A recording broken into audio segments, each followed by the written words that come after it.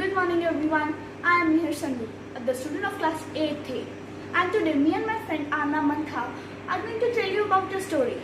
The name of the story is The Tale of Three Brothers. That's right, today we are going to be telling you a story about three brothers written by J.K. Rowling to entertain you during the night. So once there were three brothers. They were traveling and they came across a lake. That lake was too deep to wade and too dangerous. But luckily, the brothers were trained in magic. So they just moved their wand and woof, a bridge came up. But Death lived in that river. He got really furious that how come these people saved themselves from my trap. So he was too cunning, so he decided to praise them. So suddenly, a hooded figure appeared on the bridge in front of the three brothers. Said that each of them earned a prize for being clever enough to evade death himself. So the first brother, who was a combative man, asked for a wand that was powerful than any in existence. A wand that was able to win every single duel of its owner. A wand that was worthy enough for a man who conquered death. So the death reached out to an elder tree, fashioned out a branch and gave it to the second brother. Was an arrogant man and decided to further humiliate death. So he asked for something that can recall others. So Death gave this stone to the second youngest brother. So then Death asked the little brother that what would he like to have. So the brother thought that wow, he's asking me this, but he did not trust Death.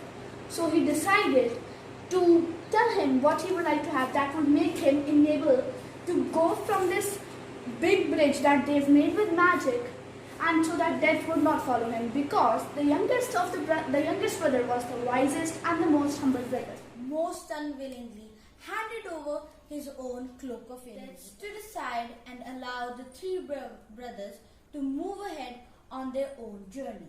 After some time, the first brother reached a distant village where he had a duel with the man whom he had a quarrel with.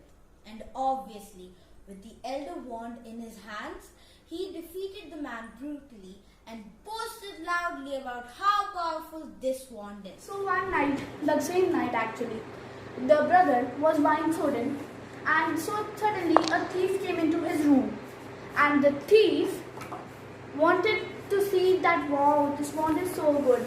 So he stole the wand, but the brother was blindfolded, so he did not know that a robbery was going on in his house. So the thief, before going out of the house, cut the brother's throat and cut it good. The brother journeyed back to his home where he lived alone. He took out the recursion stone in his hands and wished for someone he loved truly. Then suddenly appeared a figure of a lady whom he was deeply in love with and hoped to marry her before her untimely death. So when Death took her back to her place from where she came here to the mortal world, the second brother was hopeless, crazy, and now he just wanted to go die, and he was just so a psychopath. And then he thought that this stone was not good for him. It also made him hopeless. Death searched for the youngest brother for years. Still, he could not find him. When the youngest brother attained a great age, he took off his invisibility cloak and handed it over to his son, and greeted Death as an old friend and happily departed from this life. I hope you liked this story. And we are all stuck at home, so we don't have a lot to do. You can also record such stories.